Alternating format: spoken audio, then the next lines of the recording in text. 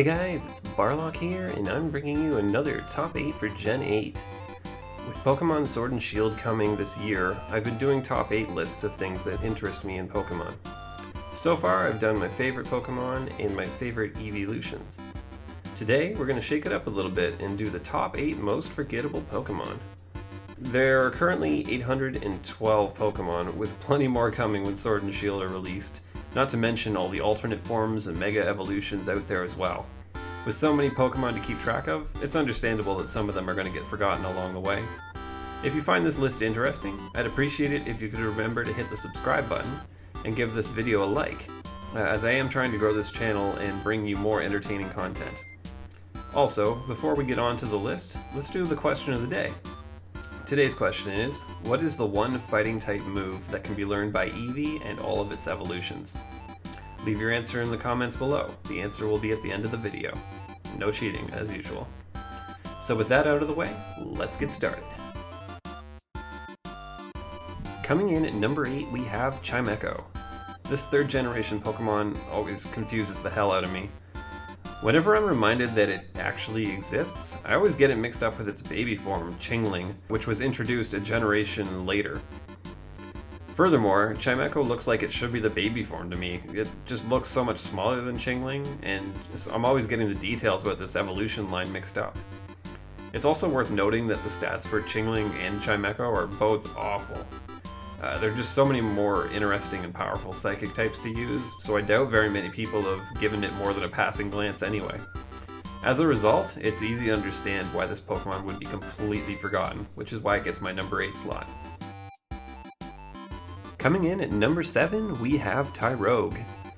Baby Pokemon in general are very forgettable, considering that their stats make them worthless in battle. So you just want to rush to get them to evolve as fast as possible. You don't really try to savor them at all. Because of that, I had so many baby Pokemon which just barely missed this list. But Tyrogue is, in my opinion, the most forgettable of them all. Despite being linked to 2 Gen 1 Pokemon in Hitmonlee and Hitmonchan, and not to mention the Gen 2 Pokemon Hitmontop as well, I had completely forgotten that they all evolved from Tyrogue. By now, we've gotten so many paired Pokemon which don't have a branched evolution, such as Minun and Plusle, Illumise and Volbeat, Tauros and Miltank, and Lunatone and Solrock, just to name a few. As a result, each successive generation makes it easy to forget that the Hitmon family have a shared evolution, especially one that you just want to move on from as fast as possible. So for this reason, it gets my number 7 slot. Coming in at number 6, we have Seismitoad. I always forget that this 5th gen Pokemon exists at all. I think that's because my brain just keeps trying to convince me that it doesn't, because it's easily one of my least favorite Pokemon of all time. I mean, just look at that butt-ugly design. From the oversized warts things on it, to the unappealing coloration, to its just overall disgusting look. It doesn't help the fact that on paper it actually has some decent stats, moves, and abilities, making it one of the stronger and more usable Pokemon on this list. However, its awful design has certainly turned more than one person off of it from even giving it a chance. Furthermore, it suffers a common issue that makes many Gen 5 Pokemon forgettable. It's basically a low-rent version of 3 far more popular earlier Pokemon. In this case, Swampert, Poliwrath, and Toxicroak. Yikes. When a Pokemon's biggest claim to fame is that it's so ugly no one wants to use it, you know that you've earned your spot on this list, which is why Seismitoad is my number 6 pick. Coming in at number 5, we have Swalot. This Dragon Quest reject is just another one of those Gen 3 Pokemon that has gotten lost over the years. Like Chimecho, its poor stats make it basically worthless in battle, meaning that most people are just going to pass over it when they're making a team. But what really makes this Pokemon so forgettable is that it has a very similar design aesthetic to 2 other poison-type blob Pokemon, Muk and Garbodor. Muk is instantly more memorable for being a Gen 1 Pokemon and benefiting from the constant exposure that status brings it, while Garbodor is so hated by a segment of the community that no one could forget it.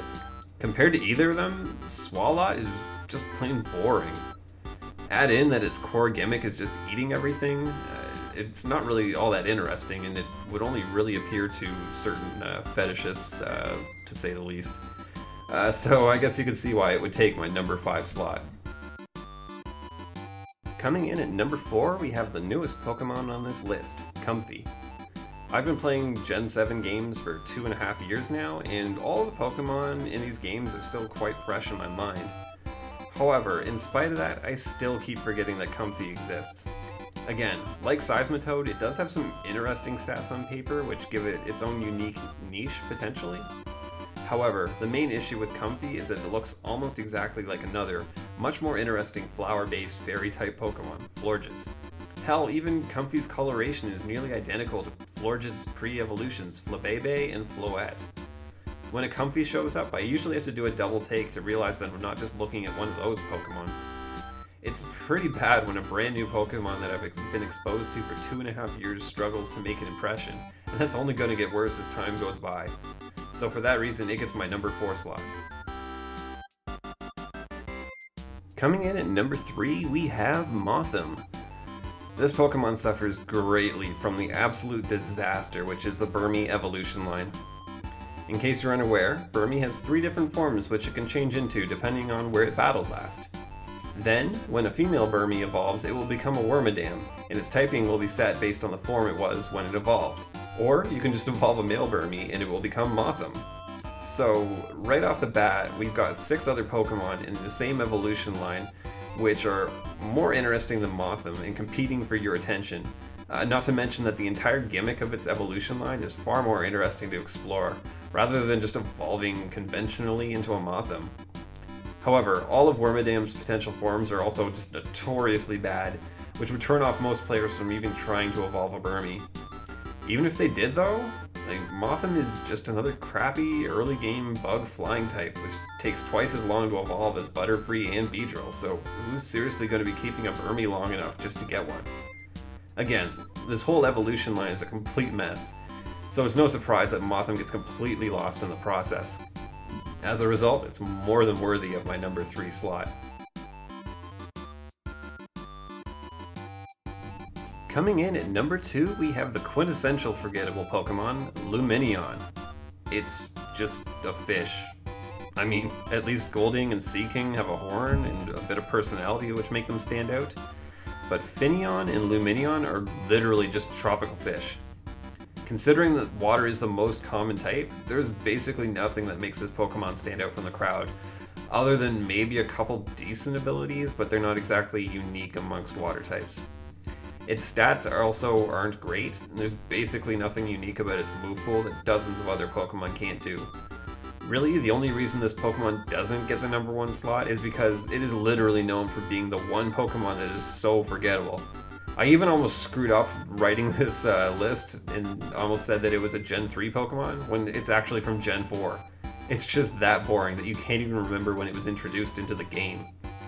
Funny story, when I was putting together my living Pokedex years ago, I mapped out all of the Pokemon I still needed to catch in various games, and then worked through them one by one. Then when I moved all the Pokemon over to Pokebank, I thought I had completed the entire living dex, but I noticed that there were still a couple Pokemon missing. That's right, I actually straight up forgot about Louminion, even though I mapped out all of the Pokemon that I needed to catch. Somehow it still managed to slip my mind. And finally, for our number 1 slot, we have Cryagonal.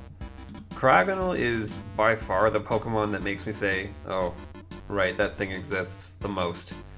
It's so forgettable that it even gets overlooked on most forgettable Pokemon lists. It's just an angry snowflake. Its stats make it a decently specially defensive ice type, but that's just another way of saying that it's worthless, since the ice type is universally acknowledged as being a terrible typing for defense-oriented Pokemon. The existence of Vanillux also probably doesn't help this Pokemon's memorability either. The continued derision towards a Pokemon which is a literal ice cream cone has kept people from making fun of the almost as bad Snowflake Pokemon over all these years. I mean, at least Vanillux gets Snow Warning to make it worth taking, even if you could stomach taking an ice cream cone in your team.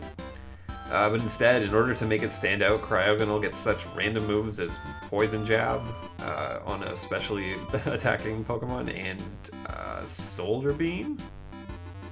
I mean, it doesn't take much sleuthing to figure out why no one wants to remember Cryagonal, which is why it takes my #1 slot. And there you have it. Those are my top 8 most forgettable Pokemon. Obviously, this is a very subjective list, and there are plenty more Pokemon which just barely missed the cut.